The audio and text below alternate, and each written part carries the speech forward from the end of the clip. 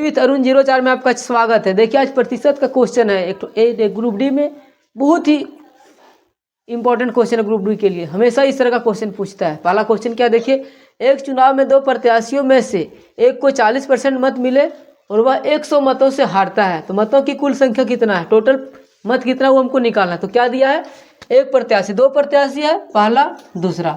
पहला को 40% वोट मिला तो दूसरा को कितना मिला होगा, 60%। यानी दोनों का डिफरेंस कितना है, 60 में से 40 घटाएंगे तो 20%। और यही 20 क्या बोला है, यही अंतर से वो हारता है, इतना मतों से वो हार जाता है। यानी 20% मतों से वो हारता है। और 20% बराबर क्या है, 100।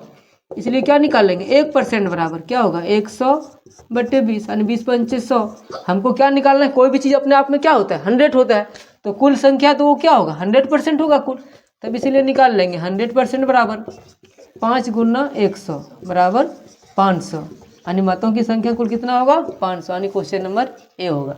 इसी तरह से दूसरा क्वेश्चन देखिए, स्टडी विथ अरुण 04 में आपका स्वागत है। क्वेश्चन नंबर देखिए क्या है, एक चुनाव में दो उम्मीदवार थे। एक उम्मीदवार ने कुल मतों का 47% मत प्राप्त किए तथा वह 336 मतों से हार गया। डाले गए कुल मतों की संख्या ज्ञात कीजिए।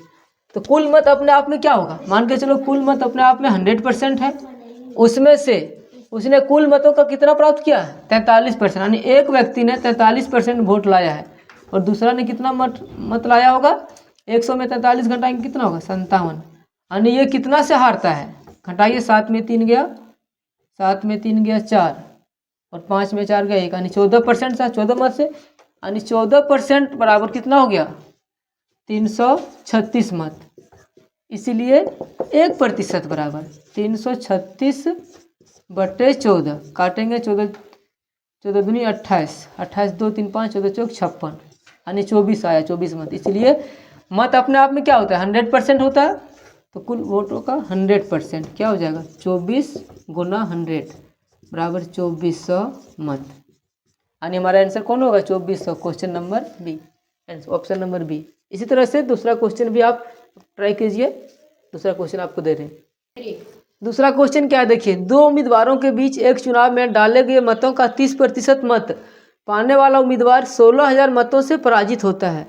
तो डाले गए मतों की कुल संख्या ज्ञात कीजिए। तो इसमें आपको बताना है, इसमें क्या किया है, देखो दो उम्मीदवार है, पहला दूसरा।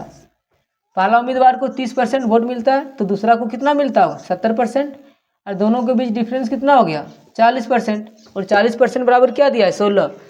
तो हमको कुल संख्या क्या निकालना है, आप हमको बताइए कमेंट में, इसमें कौन सा आंसर होगा। Thank you.